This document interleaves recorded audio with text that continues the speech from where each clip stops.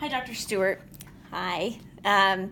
This is for my Chapter 4 learning contract. I told you that for my assignment I just did notations in the text. There was so much to look at and review, so I thought I would just send you a video of what I did just so that you can see that how I've processed all the information thus far.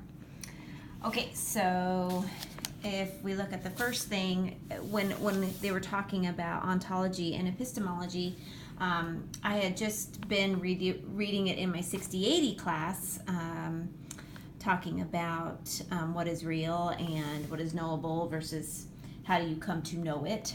Those were both terms that I hadn't heard of in a long time. So really liked how this chapter, went from philosophy to, it had those common things or those main focuses, but it also evolved to show how thinking about or how learning about thinking has evolved. As I was reading this, my main question was what constitutes as general knowledge. I work with a lot of older clients who have special needs, and we're always trying to, determine, what is general knowledge that they should know.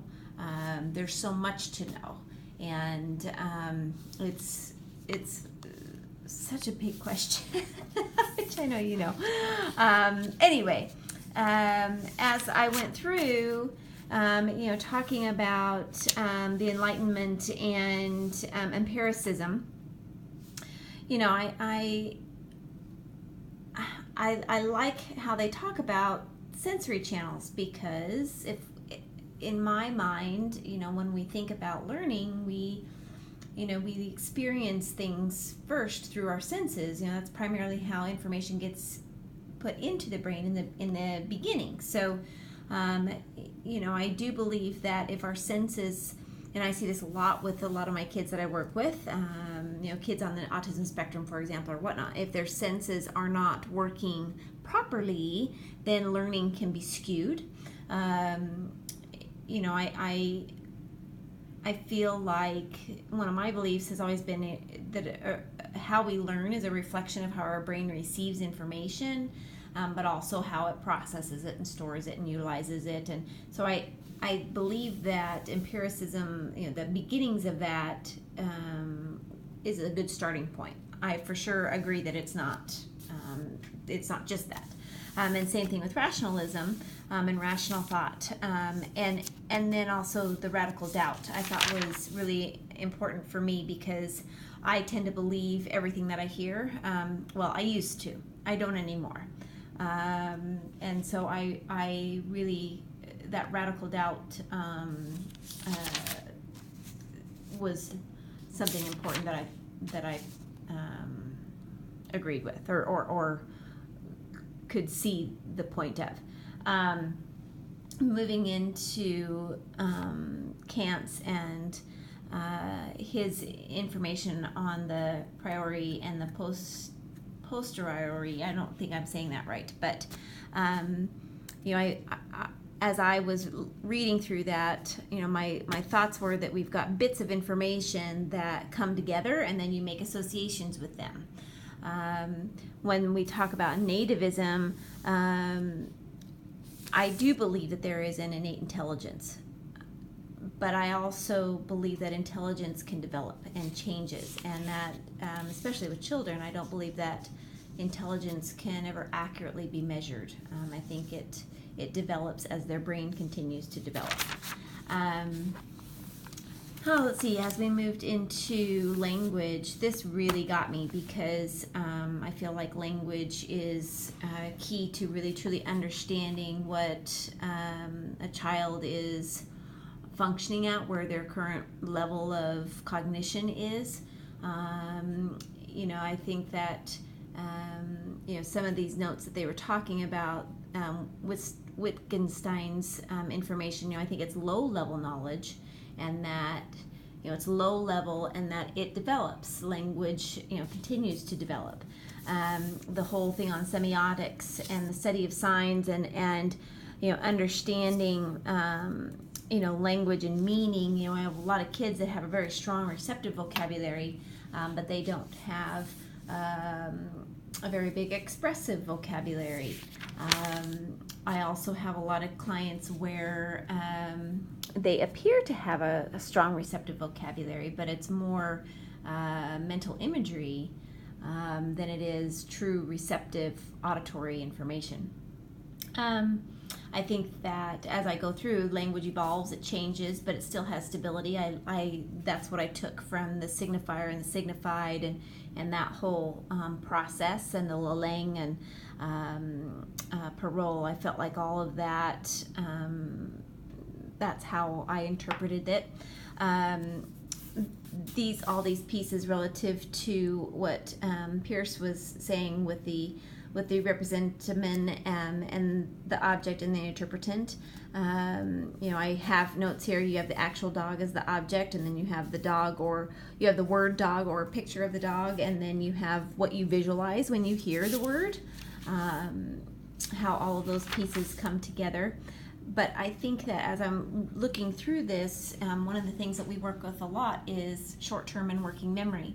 And I think that working memory is a big key piece here to taking all of these different meanings and connecting them. And as we move forward into schemas and whatnot, I think that it takes good working memory to be able to do that. When we talk about being pre-wired for language, that they're unaccountably good at it. They are, but how do they get picked up?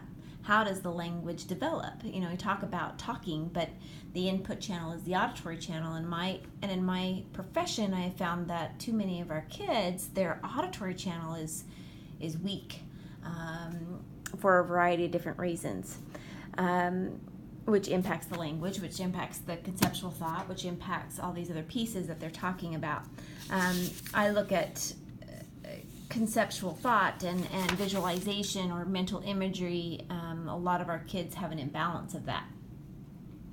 As he was going through with some of these, like the Sapir-Whorf hypothesis and whatnot, my thought was, reading through all of that with the language, was just that a lot of the research that we have, the children and adults, not children, but adults who are bilingual and trilingual cognitively tend to function higher. So I think language really plays a big role.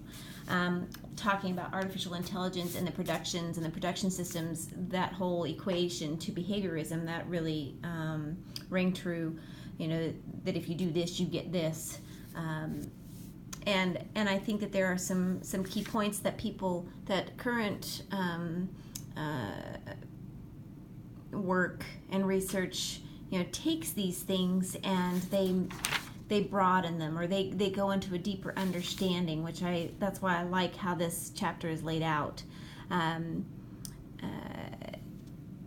If you primarily think, one of the things you talk about procedural knowledge is that it says, isn't it sometimes hard to explain in words how you carry out a specific skill? I think that's true, especially if you primarily have a mental image of how something goes, or if it is, as we talked about over, let's see, I go through in the sequence.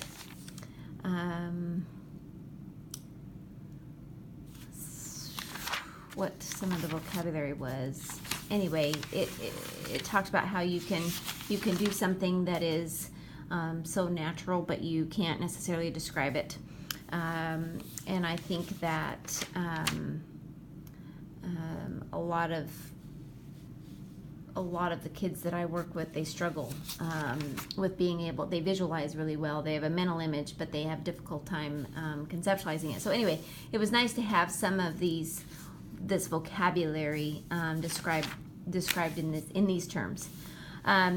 These superordinate and subordinate concepts and schemas, we do this a lot with our clients because they might be able to name something specifically, like they could name a table, or they could name a couch, or they could name a TV, or they could name Thanksgiving, but their ability to be able to, or like this whole car scenario, they have a difficult time naming what kind of a table it is, and what's it made out of, and why do we use it, and da da da da da da da, or all the different kinds of light sources, and or you start with electricity and how that works. I mean, all those different things, I think a lot of the clients that I work with really struggle with. And so I liked how they were doing that, and I really liked the concept map that we did in class, because I can see that, using that with my kids.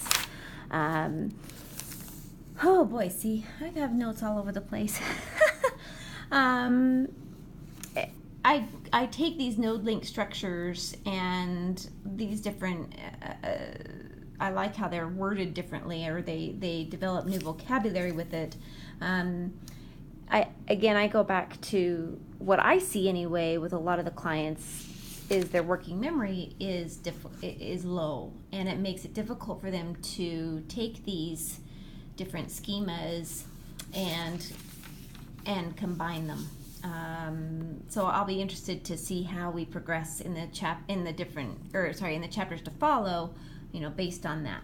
I have to wonder if the lower the memory, you talk about Bartlett's study of memory is important because it introduced the concept of schema to psychology, and it showed that a schema not only organizes information, it also functions to interpret and later retrieve information. Well, okay, so the lower the memory, the lower the schemas.